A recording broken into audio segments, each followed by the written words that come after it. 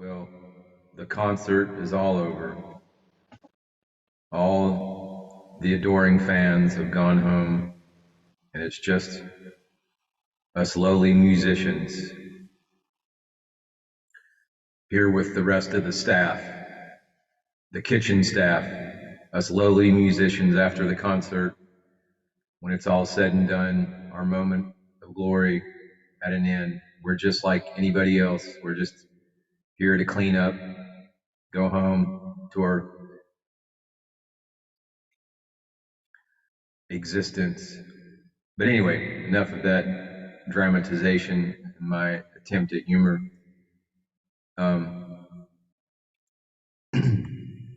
So I wanted to share this photo that a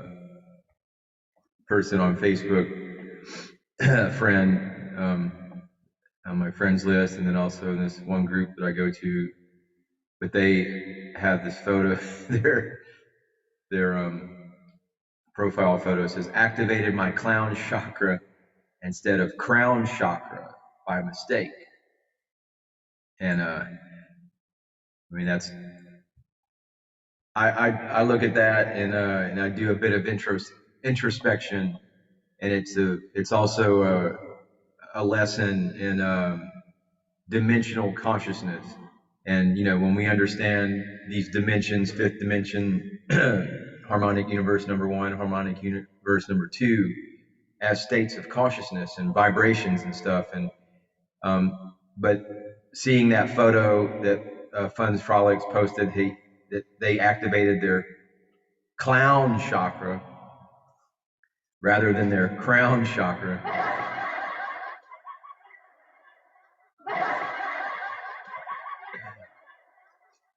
I mean, it kind of makes me, I feel a little self-introspection in the sense that, yeah, I've made a few videos talking about, my crown chakra was activated and but I think what happens in the dynamic with this reality and these dimensions of consciousness, it's almost like if you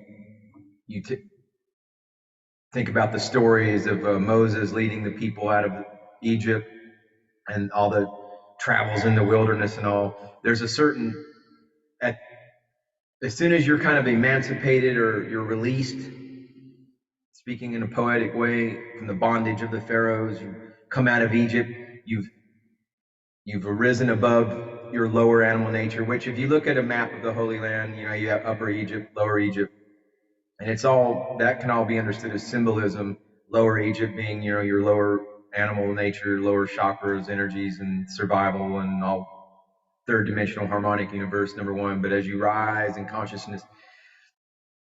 and you leave you're traveling through the wilderness and escaping, you have a heightened sense, you're still kind of,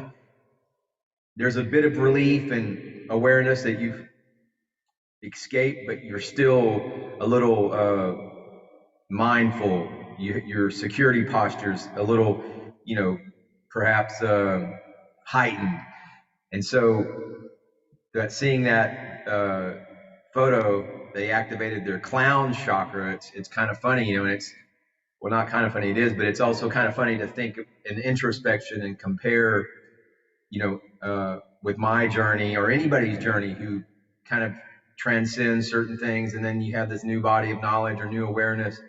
and sometimes the tendency can be to be a little bit too serious about things, and God forbid, get lost in your ego trap, like somehow thinking that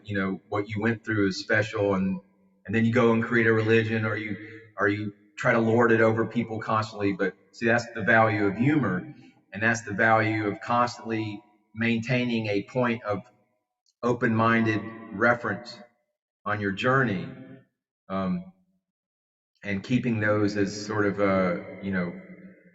points of contrast in order to continue to rise and higher, because no one really wants to necessarily be around, somebody who's always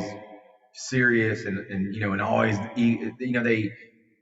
not really necessarily a lower ego, but they still have an ego, what they call the super ego, where it's kind of where these gurus come about, and they have organizations, and they